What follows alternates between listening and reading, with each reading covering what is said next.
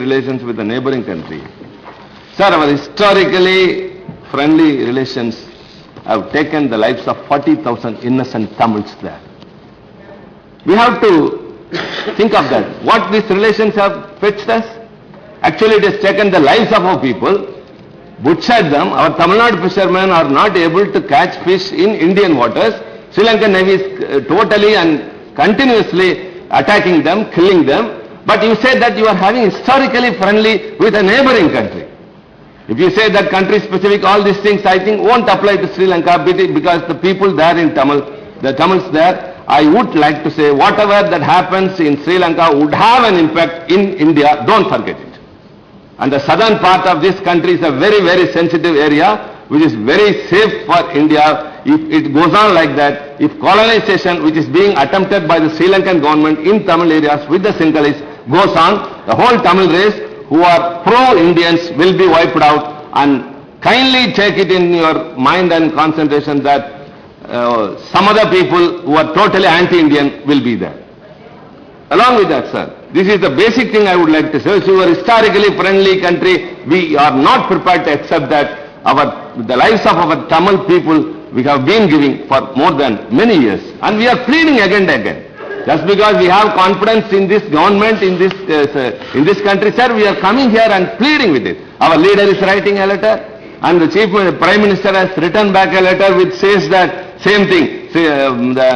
I assure you that our objective is always continue to remind the achievement of a future for the Tamil community in Sri Lanka that is marked by equality, dignity, justice and self-respect. All rosy, but not in letter and spirit. You are not able to influence a government which you call a friendly country historically to do something what they have to. Let me ask the minister. In his statement he says that what all the agriculture implements gifted by the government of India have greatly benefited the people in the area. May I know the benefited people who they are, whether they are Sinhalese or the Tamils. It has benefited the people. But what is the monitoring mechanism? What the government of India is giving, whether it reaches the Tamil people there? Sir, so also another submission, rather an acceptance indirectly says that when during the visit of the External Affairs Minister, he says that in addition to houses, I also gifted bicycles to IDPs and handed over hospitals and schools rehabilitated. What does it mean? Schools and hospitals have been attacked during the conflict there. This merciless action has never happened in history. The so-called civil war, so-called conflict, whatever you call that, hospitals and schools were aimed and demolished in Sri Lanka, where the innocent people who were taking treatment and children who were studying in schools were brutally killed, and my country is not prepared to take it into consideration. We are extremely sorry, sir. Sir, there are two parts in this issue. One is after the post-war, there are steps which you are taking to restore normalcy. You say that you are attempting to build 50,000 houses. On the first pilot scale 100, and after 3 years, after you have given 500 rupees, you have only declared some 300 houses. What does it mean? It is not on the pace it should be. So the internally displaced people are still in camps as refugees. The worst life which any country, not even in Somalia, people are experiencing that. So we are pleading again, and you are giving some reasons that this will happen, that will happen. What is the LLRC says? Lessons Learned and Reconciliation Commission appointed by the Sri Lankan government itself. The international community then conceded to that. They said it is a way forward. But after 3 years, the LLRC has submitted its report in the Sri Lankan parliament, and it has given some recommendations which my colleague pointed out here.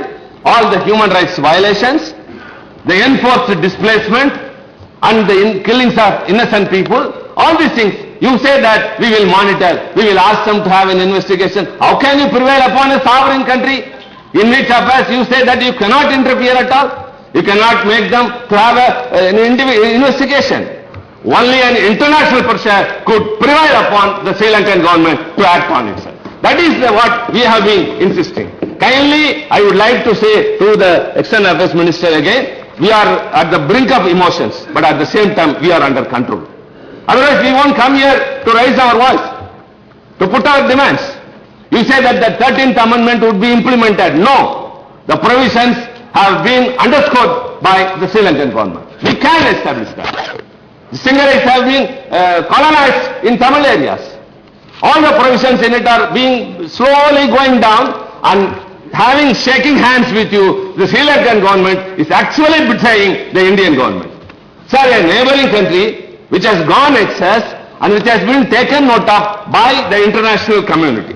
Sir, the report of the LLRC was submitted in the Parliament in December 16, 2011, and the resolution was moved in the UNHRC in January 25. After a month, the steps which have been taken, again it briefs, our external minister statement briefs what are the steps taken on LLRC by the Sri Lankan. So what they have been telling, you are telling here. What they have briefed in the UNHRC, you are telling here. We are not prepared to accept that. Sir, very simple. Kindly understand the sentiments of our people. I don't want to use hard terms like blind eye, deaf ears and all. The government of India is impervious to the sentiments of the Tamil Nadu people. We are not speaking here on behalf of our political parties. Yesterday, the House witnessed an unprecedented scene. All the political parties were here because the issue is like that. So don't say that the draft resolution has to be finalized. We have to wait. We have to take, and only one thing, sir. To be very precise, I would like to say nothing short of an assurance that government of India will unequivocally support the resolution moved against Sri Lanka in UNHRC will pacify us. We will not accept anything other than that.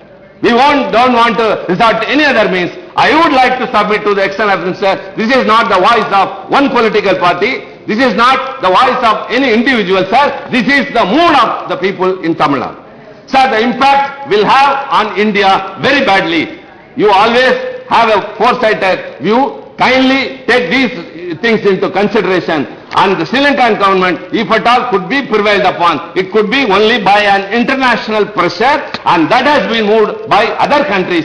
Kindly support that. Our leader has time and again repeatedly written letters to the Prime Minister. We also raised our voice, sir, this is our concern. This is our woe. This is our sorrow. And this is our tears. Kindly understand. If you don't understand tears, if you don't understand the misery of people, there is no meaning of any excuse being given. So I would like to urge again, kindly take a decision that India would support the resolution moved in the UNHRC without any hesitation, unequivocally. Thank you.